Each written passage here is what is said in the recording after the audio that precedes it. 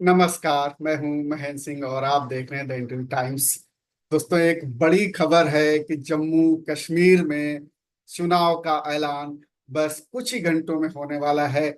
चुनाव आयोग ने सूचना दी है कि 3 बजे वो प्रेस कॉन्फ्रेंस करेंगे और प्रेस कॉन्फ्रेंस में चुनाव की तारीखों का ऐलान होगा।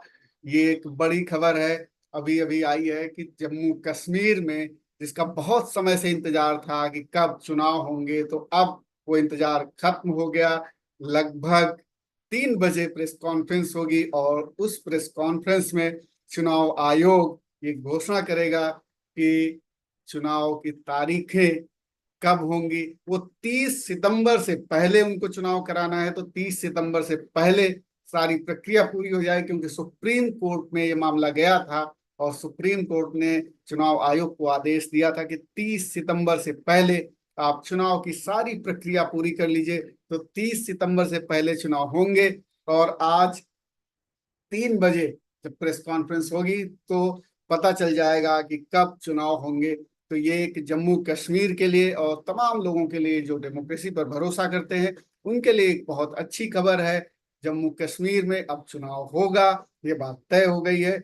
दरअसल 30 सितंबर की जो डेडलाइन है वो सुप्रीम कोर्ट ने तय की थी। उसके बाद चुनाव आयोग और सरकार ने तय किया कि अब इस चुनाव को 30 सितंबर से पहले कराना होगा। जब प्रधानमंत्री भी जम्मू कश्मीर में गए थे तो उन्होंने रैली में बोला था कि समय पर चुनाव कराए जाएंगे।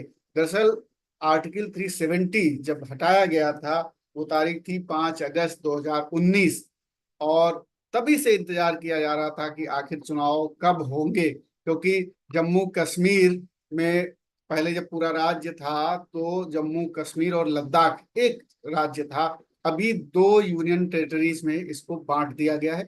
जम्मू कश्मीर अलग यूनियन टेरिटरी है और लद्दाख अलग यूनियन टेरिटरी है। तो जम्मू कश्मीर में विधानसभा दी गई है, लद्दाख में विधानसभा नहीं दी गई है। तो जम्मू कश्मीर में चुनाव होने, विधानसभा होने और परिसीमन का भी काम पूरा हो गया है। चुनाव आयोग ने सारी समीक्षा भी कर ली है। परिसीमन के बाद अब सीटों में थोड़ा बदलाव आया है। अब 90 सीटें हो गई हैं जम्मू कश्मीर में, जिसमें कि जम्मू में 43 सीटें 43 और कश्मीर में 47 हो गई हैं। इसके पहले 87 सीटें हुआ करती थी जब पूरा संयुक्त प्रदेश था, जम्मू कश्मीर और लद्दाख मिला करके। जम्मू और कश्मीर नाम था उसका, राज्य था, राज्य का दर्जा था। तब 87 सीट्स थी और इसमें से लद्दाख में 6 सीटें थी, जम्मू में 37 सीटें थी और कश्मीर में 46 सीटें थी। तो कश्मीर की 46 से 47 सीटें कर दी गई हैं और जम्मू में जो 37 सीट थी उनको 6 सीटें और बढ़ा दी गई, 43 कर दी गई। इस तरीके से 90 सीटें हो गई हैं और 90 सीटों में अब चुनाव होना है। आर्टिकल 370 के बाद ये बहुत समय से इंतजार हो रहा था, क्योंकि 2014 में आखिरी चुनाव हुआ था और 2019 में 5 अगस्त, इसी महीने में 5 अगस्त 2019 को आर्टिकल 370 को हटा दिया गया था और राज्य का बंटवारा 2 हिस्सों में कर दिया गया था। तो अब चुनाव का जो एक सस्पेंस था वो खत्म हो जाएगा। आज कुछ ही घंटों में प्रेस कॉन्फ्रेंस होनी है। अब ये देखना होगा कि किस तरीके से, कितने चरणों में सुरक्षा बल तो तैनात कर दिए, सरकार ने आश्वस्त कर दिया। चुनाव आयोग मीटिंग करके आए हैं, दौरा करके आए हैं।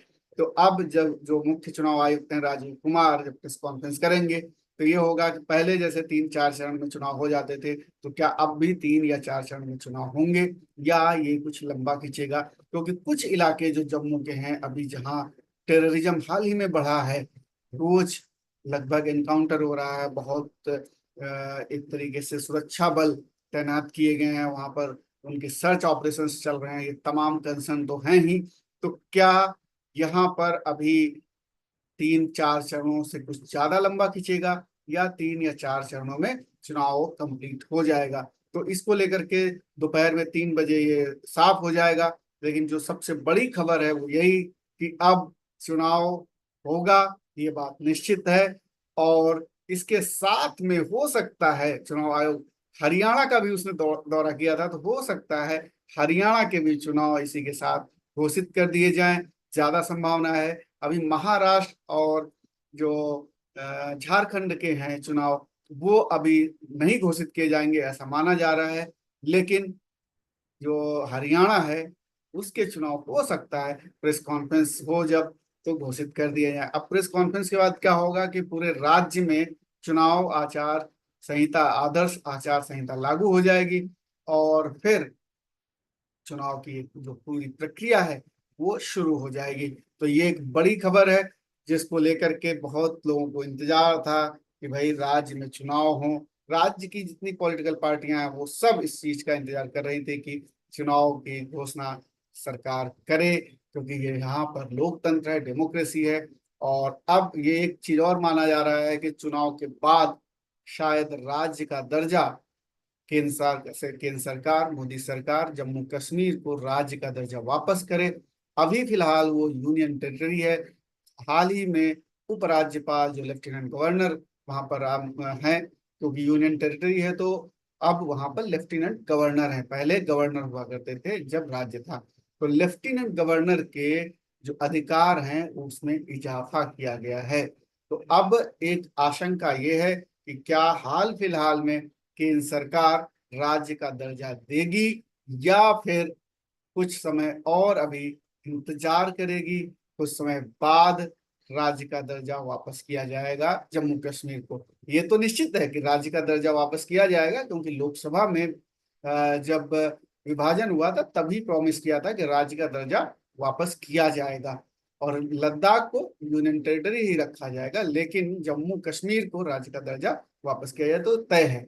लेकिन कब होगा इसमें थोड़ा सा अभी तारीखों को लेकर के एक आशंका मन में है, क्योंकि उपराज्यपाल के जिस तरीके से अधिकार बढ़ाए गए, दिल्ली जैसे जैसे लेफ्टिनेंट गवर्नर दिल्ली में और बहुत सारे अधिकार उनके पास हैं, वैसा ही कुछ किया गया है जम्मू कश्मीर के उपराज्यपाल को अधिकार ज्यादा दे करके। तो फिलहाल 3 बजे का इंतजार है, कौन सी तारीखें आएंगी हम लोग फिर 3 बजे के बाद मिलेंगे।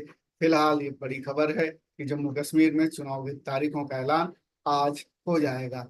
आप क्या सोचते हैं कमेंट करके हमें जरूर बताइए, और जिन लोगों ने अभी तक हमारा चैनल सब्सक्राइब नहीं किया है तो आप लोग प्लीज सब्सक्राइब कर लीजिए और अपने दोस्तों को जरूर शेयर कीजिए। फिलहाल इतना ही, नमस्कार।